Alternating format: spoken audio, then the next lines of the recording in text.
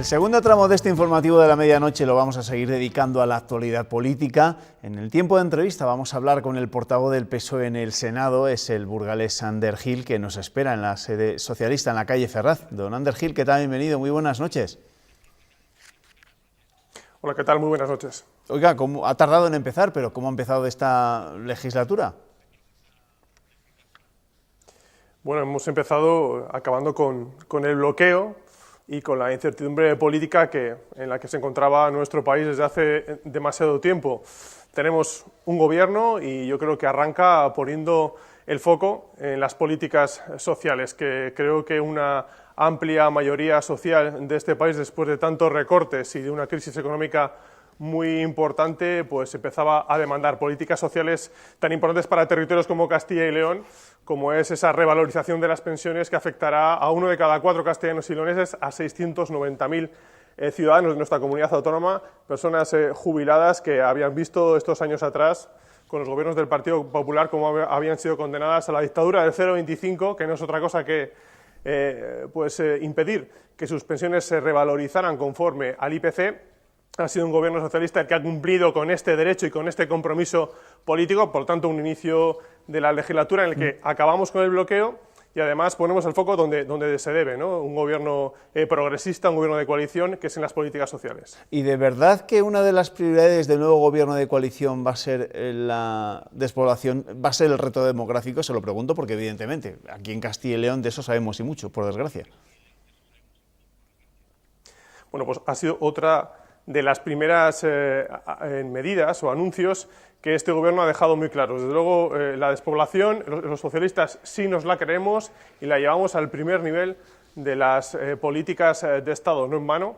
Yo creo que ese anuncio, esa constatación de esa decisión de que una de las vicepresidentas lleva asociada la cartera de reto demográfico es una excelente noticia para Castilla y León, y además porque creo que va unida a otro de los grandes retos y oportunidades que tenemos como comunidad autónoma, que es el asunto de la transición energética, que creo que debe ser en primera instancia para dar una respuesta, por ejemplo, a las cuencas mineras de Palencia y de León, también a zonas vinculadas a la central nuclear de Santa María de Garoña en Burgos, pero que el sector de las energías renovables, esa alternativa deben ser y son, estoy seguro, una alternativa de futuro para Castilla y León y de generación de buenos empleos. Por lo tanto, yo creo que también el reto demográfico en el primer nivel del gobierno, en rango de vicepresidencia, yo creo que una buena noticia para Castilla y León. Pero ¿cómo vamos a notar esas medidas? Es decir, es verdad que llevamos hablando mucho tiempo acerca de este asunto, de este drama, el de la despoblación, pero siempre hemos hablado de planes, de agendas, de informes,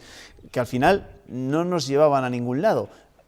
Por ir a lo concreto, ¿qué medidas? Y usted además, que es de una zona, evidentemente, del norte de Burgos, que lo conoce perfectamente, ¿qué medidas hay que poner en marcha? Sí. En primer lugar, llevamos mucho tiempo oyendo hablar de esto en Castilla y León, ¿verdad?, a los gobiernos del Partido Popular, que han llegado a negar incluso la evidencia, la existencia del propio problema, cuando no llevar 30 años de anuncios de libros blancos y de todos los colores, pero medidas concretas ninguna, sino más bien al contrario.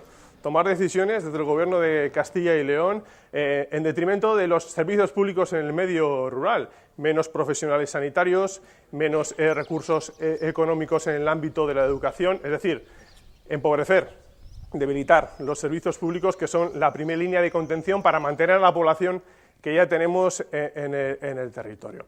De tal manera que este gobierno no solo ha llevado al primer nivel de los ministerios con el rango de vicepresidencia, sino que lo que pretendemos es desarrollar ese plan nacional que en apenas 18 meses del anterior gobierno, casi la mayoría de ellos en funciones, hemos desarrollado, ¿no?, con 70 medidas muy concretas, algunas de ellas que tienen una incidencia importante en territorios tan dispersos como es Castilla y León, como es la extensión de la banda ancha, de la 5G, a todo el territorio, y otra serie de medidas concretas como son esas oficinas de lucha contra la despoblación que verán algunas comarcas yo creo que muy castigadas por la despoblación en Castilla y León, que creo que también es otra medida de toma de contacto directo con los agentes que intervienen en el propio territorio, porque no vale solo con planes hechos a distancia desde un despacho aquí en Madrid.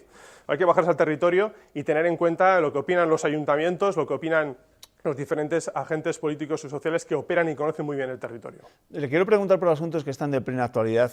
Cada día tiene su afán y últimamente se está hablando mucho acerca de ese PIN parental del que se está hablando en la región de Murcia. Y por ir a declaraciones cercanas, de hoy mismo, la nueva delegada del Gobierno para la Violencia de Género, la exmagistrada y diputada de Unidas Podemos, Victoria Rosell, ha planteado la posibilidad de aplicar el artículo 155 de la Constitución para obligar al Gobierno de Murcia a suspender la aplicación de ese PIN en sus escuelas. ¿A usted esto qué le parece? Porque además, si se llega a este extremo, en el Senado tendrían mucho que decir.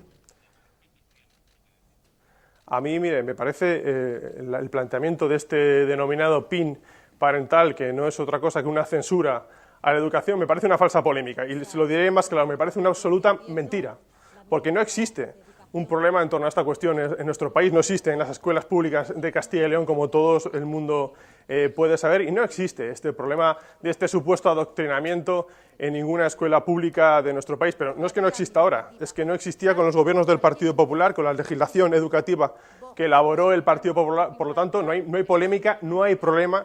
Lo que hay es un intento, yo creo que peligroso, por parte de la ultraderecha, por parte de Vox, al que se apunta con entusiasmo el Partido Popular para protagonizar un ataque, en primer lugar, contra la escuela pública y después contra algo que no terminan de asimilar, que es la enorme diversidad que existe en nuestro país en torno al colectivo LGTBI, en torno a la lucha contra la desigualdad entre hombres y mujeres. Es decir, no terminan de asimilar estos cambios en nuestra sociedad y la necesidad de hacer frente a algunos de ellos, y se inventan este problema generando una falsa polémica, pues yo creo que un objetivo que es de polarizar y de enfrentar y dividir, y en definitiva de aprovechar y generar problemas para dividir a los ciudadanos. No hay un problema con esto, por lo tanto yo creo que las medidas que ha anunciado el Gobierno de ese requerimiento a la comunidad autónoma de Murcia para que no se implemente esta medida, yo creo que es absolutamente obligado. Yo lo que espero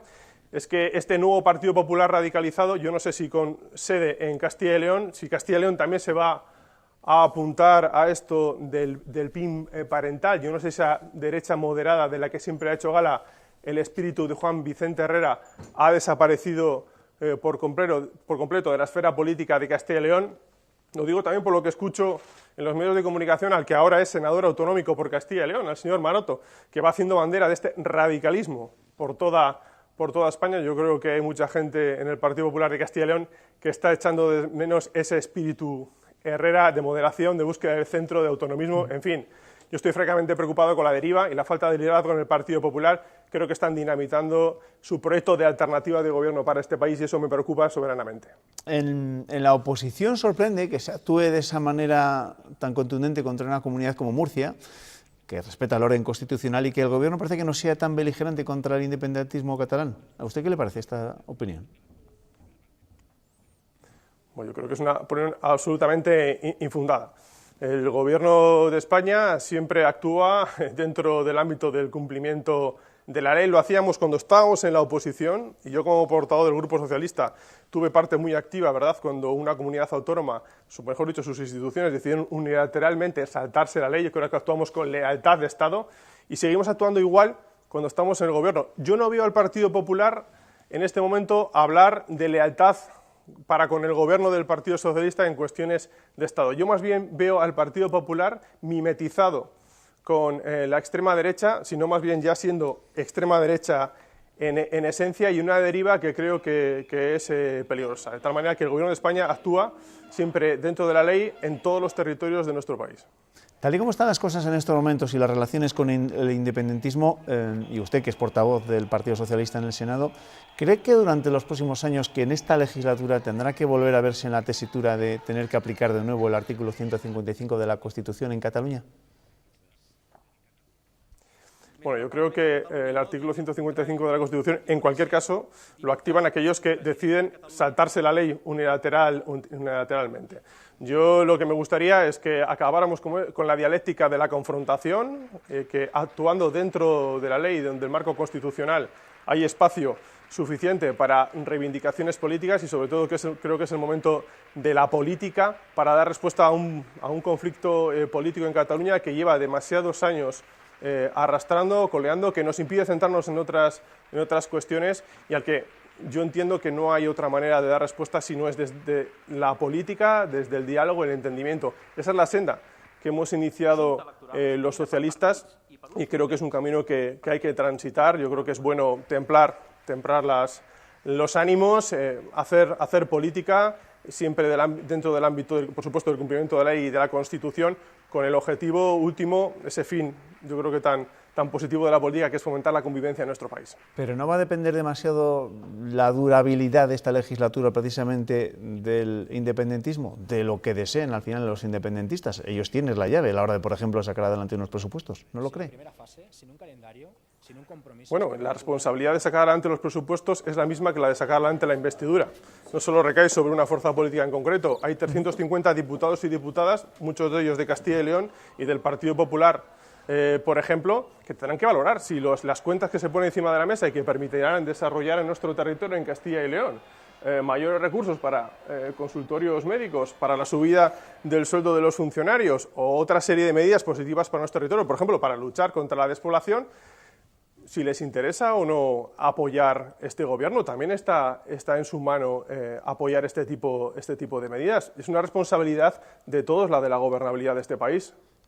Antes me hablaba usted del portavoz del principal grupo de la oposición en el Senado, de Javier Maroto, que también es, como usted, senador por nuestra comunidad, aunque él por designación autonómica. ¿A usted le parece bien mal Eso es, que el político vasco sea senador por Castilla y León? ¿Usted cómo lo valora?